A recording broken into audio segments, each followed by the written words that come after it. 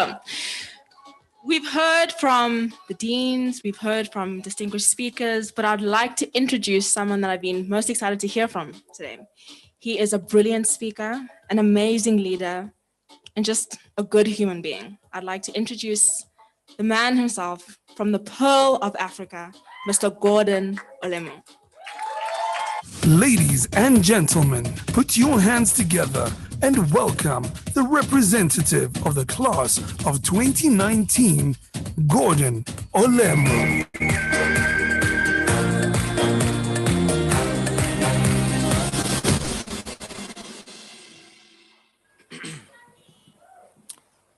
Dearest parents, the board, all esteemed guests, staff faculty, graduates, all those in the tent, and everyone who has managed to join us in spirit, not forgetting all the students who went to Alliance.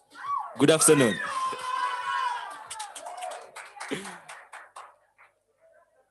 Comrades, here we are finally, fully fledged alumni.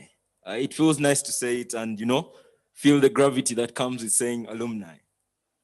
In fact, the only compulsory Canvas assignment you all have left before you walk out of this tent is this speech.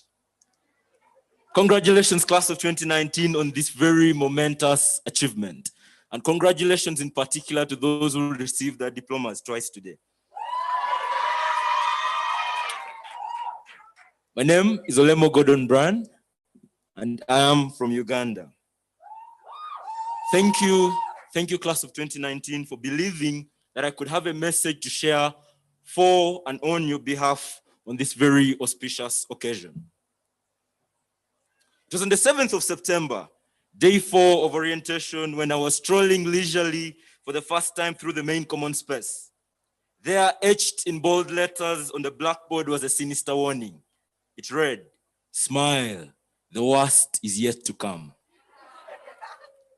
At that time, the threat felt very empty, and I brushed the writer off as a prophet of doom,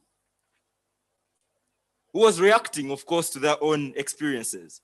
Few months down the road, however, different actors started doing their deeds. Mr. Tago stood twice as tall as the chemistry class. Dr. Shea single-handedly sent 3/4 of the physics class into detention. And despite their hard work, Mr. Asante still showed the geography class who was boss. When the time for Explore Joburg came, we found for the first time motivation to diligently fill in our daily questionnaire forms, and Abdul Maiga was almost beaten up by people clamoring for spots to distract ourselves from the horror of CIEs. Shout out to all people who sat for Math Paper 3.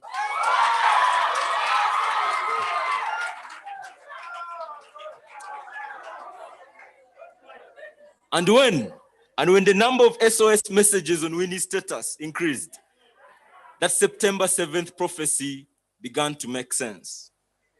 When Uncle Ronas struck and we were forced into our rooms with the walls shrinking in as our meals were delivered at our bedside by our very reliable hotel room service, shout out to all Ares, it looked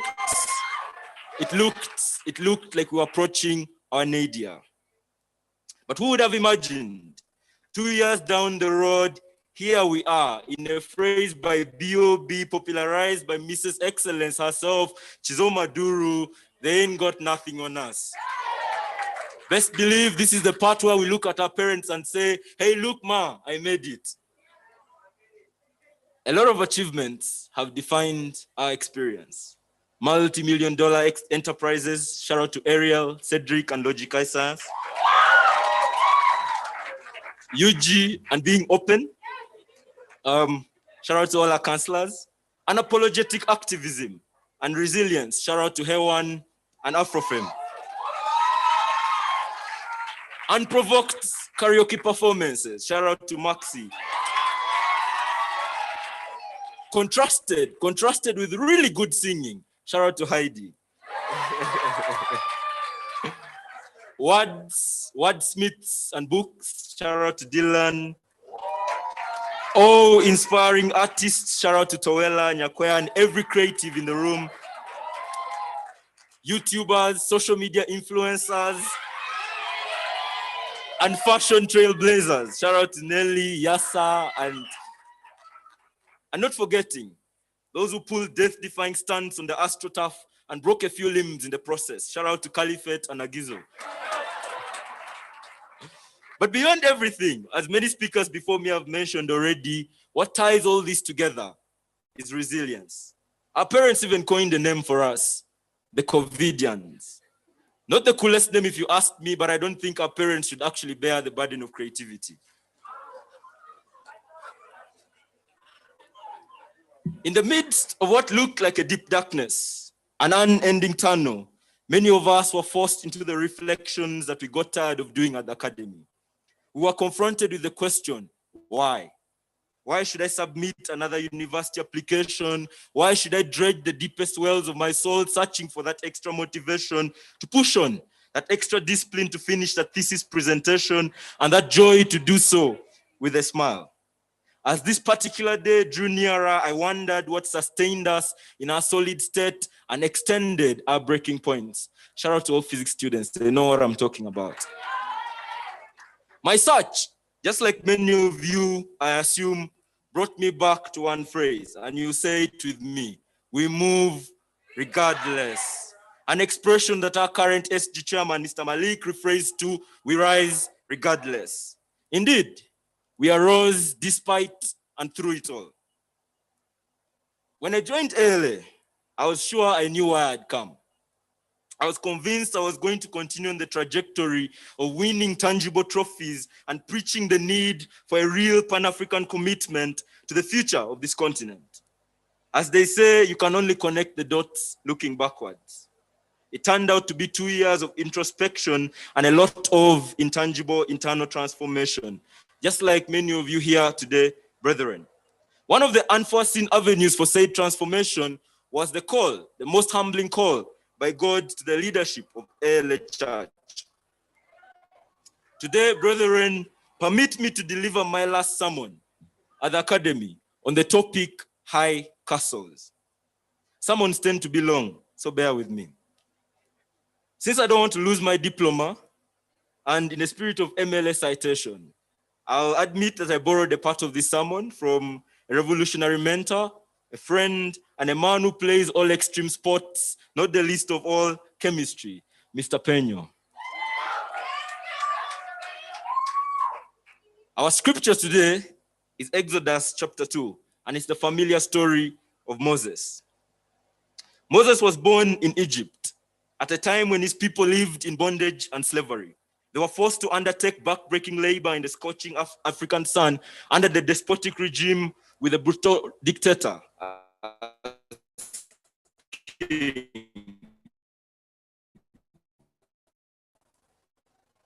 Threatened by the numerical boom of the Israelites into the river Nile. So when this bouncing baby boy was born, cute like many of us in the room, his mother, out of a deep love and an awareness of the predicament that awaited him, put him in a basket and let him float down the Nile. It so happened that as the baby was floating by, one of the princesses of the land spotted the basket as she was taking her shower, an activity many of us may not relate to given the cold winter. She adopted him. She adopted him as her son. She adopted him as her son, and effectively, he became a prince. Shout out to Prince. So this boy, whose fate once looked sealed, grew up in a majestic palace, a high castle with all the niceties life could offer. Effectively, he was a prince enjoying life at the expense of the blood and sweat of his kinsmen who were living abysmally under the whip. He came of age and his eyes were opened to the plight of his people. Despite the pampering and the easy life that royalty offered, he couldn't help but be appalled by the oppression of his kinsmen. His happiness was incomplete without their total liberation. Out of his deep conviction, Moses killed an Egyptian in defense of a Hebrew brother, a crime that saw him experience his first exodus from Egypt to Midian, where he remained self-exiled for 40 years.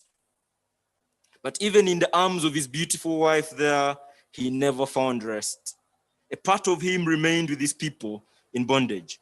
So when in that lowest moment, these people cried out to God, God heard them. And in fulfillment of his purpose, Moses went back, this time to Egypt, as a liberator. The story, to a significant degree, reflects the nature of the journey that most of us have led and will continue to lead. It is premised on the understanding that the communities from which we all hail and the spaces in which we find ourselves sharply contrast. By telling this story, I'm in no way trying to administer a messianic blessing and telling you to go out there as knights in shining armor to liberate the world. You see, like Moses, we have been nurtured in a very high castle in the past 2 years. By virtue of our network and education, we have become part of the African elite. But ALA is no microcosm of the real world. I'll share 3 experiences that showed me that we are very removed from the reality outside our electric fence. Number 1, recently, there was a power outage for about 15 minutes and we had no Wi-Fi. And all hell broke loose in the domes. This for me was very interesting because millions of kids back in Uganda could not in fact access education at the height of the pandemic. Last academic year, we barely had any power outages, and yet Nigerians are rationing electricity with NEPA and relying on deafening generators because of the failures of this organization. In what was considered South Africa's darkest year, 2020 saw the country experience 859 hours without electricity. Indeed, we have been living in an island of absolute privilege. By and large, we're able to move about this campus at any time of the day and night without giving much regard to our physical safety. We can freely take quad walks with our loved ones. I'll not give any shout outs.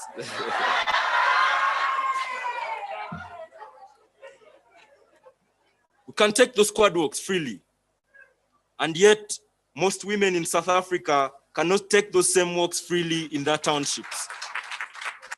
Having to think about their safety from depraved men in what is now referred to as the rape capital of the world.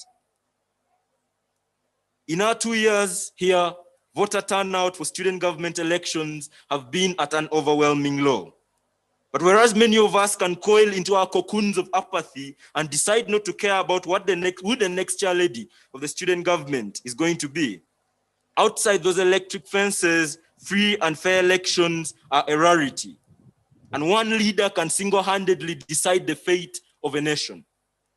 When I leave home, my 10-hour bus journey from a patch in northern Uganda to Kampala is punctuated by dusty roads with potholes and young adults about our age hustling for survival. Just right outside my house, through my window, I see kids studying in classes without doors and windows under the mercy of buzzing mosquitoes. ALA is a sharp contrast. Dare I say, worlds apart. Permit me to indulge you in 3 downsides of residing in high castles. Pandemics that I think threaten to taint the future of the next generation of African leaders that we so deservedly are. The first is what I call the belonging handicap, the disprivilege of the privilege of a castle. Moses faced this dilemma. In fact, he was denied and rejected by his own people when he tried intervening in a fight between them. They looked at him and asked him, "Who made you judge and ruler over us?" This problem also manifests as a communication barrier. Every single time I spent at the academy and then went back home, I felt I spoke with and understood my community a little less. An example from the academy that many of us can relate to is that despite the strong desire that we have to genuinely and deeply connect with most of the Supercare staff, the language barrier for some of us makes this task very hard. So, much as you want to connect with your people and be of use, what you have to offer is not always appreciated. In the most extreme of circumstances, you are considered a distant stranger, and so your privilege, be it your education, your knowledge, your wealth, your manner of speech, becomes a double-edged sword, a precondition for your own othering. Surely, there has to be an antidote. The second deleterious effect of inhabiting high castles is what I call the commitment handicap, the incentive to run away. High castles become, for lack of a better description, parachutes to escape a crashing plane. High castles, and I think this is an oxymoron. This is an antithesis, that castles train you to serve outside their walls, but they inadvertently offer you a way out from the discomfort that exists without. Despite all the edifying conversations that I had with you all, the most disheartening ones featured comments like, "I have given up on Nigeria. I'll never go back to Zimbabwe." The choice to run away from the problems back home in the hope that someone else will make a better reality of it becomes seductive when you are in a castle. Our official school morning bell, Mr. Tate, has a pessimistic theory that he calls the 10%. He believes that in every cohort, only 10% of graduates will actually live to fulfill ALA's mission. 2 years ago, when we came to ALA on the back of a pact, a deal to impact this continent for 10 years after our 25th birthday. I say today, comrades, disregard this deal. Not only because ALA has no machinery to fulfill it and implement it, because I mean, they won't send secret agents to ask you, tell you, you have 4 months left and we're watching you, They have no machinery to fulfill that, right? And we know that Miss Mary Fox is herself not an elite trained assassin to deliver on that task. But I ask you to disregard this deal because we don't owe this institution anything. Or at least we don't owe it as much as we owe Africa. And Africa, we owe not 10 years, but a lifelong commitment to understanding our problems and working with our compatriots to change them. Comrades, our labors will be in vain if after life in our high castles, we do not come back to do what we've been groomed for. That would be the anticlimactic end to Moses' story. The choice to run away and become apathetic is, for me, the most pathetic dimension of scheming. One to which I pray none of us falls prey. But despite the allure of this temptation, I still believe there is an antidote. Around September last year, we started shooting our shots. And congratulations to all of you who got the yes. To those who didn't, you can always shoot again, and there are many options out there. For those I have lost, I'm talking about universities. Much, much higher castles. The thing with high castles is that they open doors to even higher castles. It is no surprise, for example, that many of us will be matriculating at universities in the Middle East, in Asia, in the United States of America, in the United Kingdom. We need to stop looking at these castles as ends in themselves, but as means to an end, the salvation of both ourselves and our communities. If you look at a castle as an end in itself, it introduces our third and most noteworthy downside. You become a schemer. Schemers use people and their problems to feel good about themselves. They claim to derive purpose from people's problems. They substitute love with empathy. Schemers give charity and aid because it serves their interests and helps them sleep at night. As the author of Dead Aid herself, Ms. Dambisa Moyo, a paragon that I look up to, who honored us as the guest speaker today. Because I'm scared, scheming has been subconsciously so engraved in our skeletons that our highest aspiration has become getting ourselves to a position where we can one day give charity and aid to this continent, our own home. Schemers have no real connection with the people. They use the people and their privilege to advance a personal agenda, not society's. They foreground the duty to self before the duty to society. It's schemers who like to play Messiah and knights in shining armor. But today, comrades, allow me to offer you an antidote to all of this.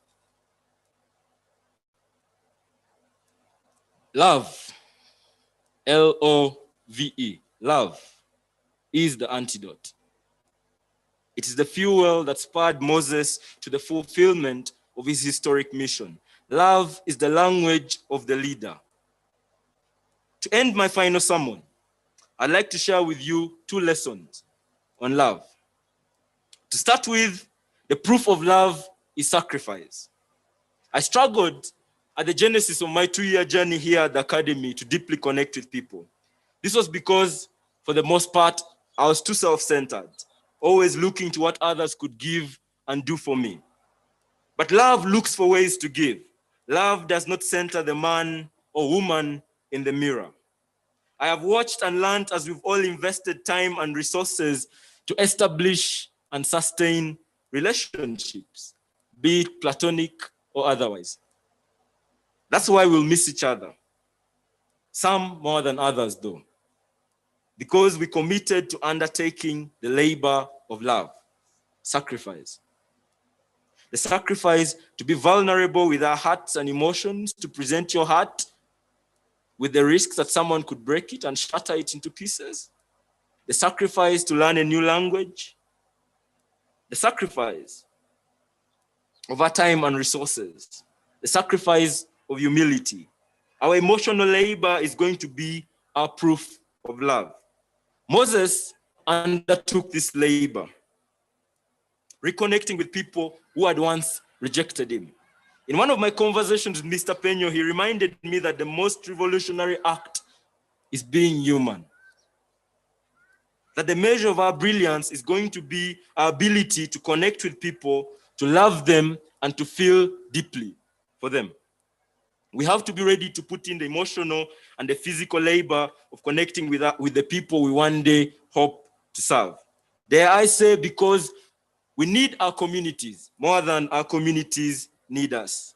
It is this deep connection and love that makes us affirm, just like Kwame Nkrumah, that I am not an African because I was born in Africa, but rather I'm an African because Africa was born in me.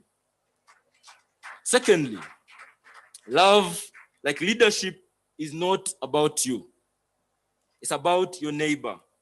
To borrow from Mr. Dash, love will use a magnifying glass and not a mirror. But just like scheming others, it starts with you. You can't scheme another without first scheming yourself.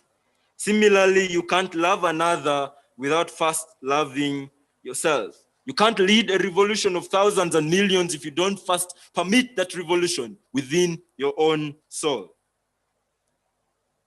But much as it starts with you, and you're not the final object of love, love foregrounds others before self. It recognizes that you don't know it all, despite the 2 years that you spent here. In the realm of the anti-messianic, love values those we wish to serve, including their opinions in their own liberation. We need to put in the work to understand the language of the people. We need to put in the work, rather, to understand the language that the people speak and to speak the language that the people understand. Like Sekou Touré reminded us, to take part in the African Revolution, it is not enough to fashion or write a revolutionary song. You must fashion the revolution with the people.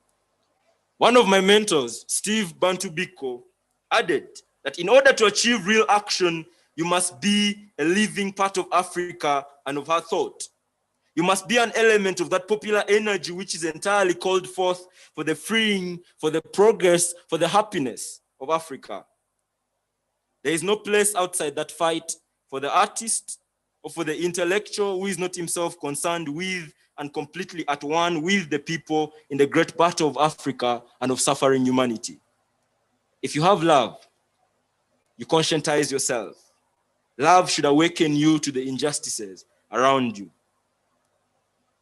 We've heard it all said before, that privilege blinds one to people's problems. I argue that our privilege should empower us. It should make obvious realities more perceptible. Just like Moses, we cannot become blinded to the plight of people whom we've been called to play a part in liberating. Today, I entreat you, comrades, to sign a new contract, the New Deal. One final contract, this time not for a campus job with Leshamta, Kalina, Eden or Samke for that matter, but a contract with your conscience and soul to sharpen yourself in love in whatever high castle you occupy. For the principal task of radical social, cultural, economic, and political transformation of and in Africa. The future may look bleak, the present more so. But however bleak the present or the future may look, do not be discouraged. Never has Africa been more ripe for change. Class of 2019, the onus is on us. As 108 soldiers in a much broader network, we've been charged with delivering a continent pregnant with expectation, energy, and opportunity. The task may seem Herculean, but believe me when I say we've gone against far greater odds in the past 2 years to be here today. Comrades, tomorrow, as we walk out those green gates, and every day after, as we spend time in our ivory towers, the main question we've got to ask ourselves is, are we the next generation of African leaders, or are we the next generation of African schemers? Congratulations, class of 2019. Thank you for your kind attention.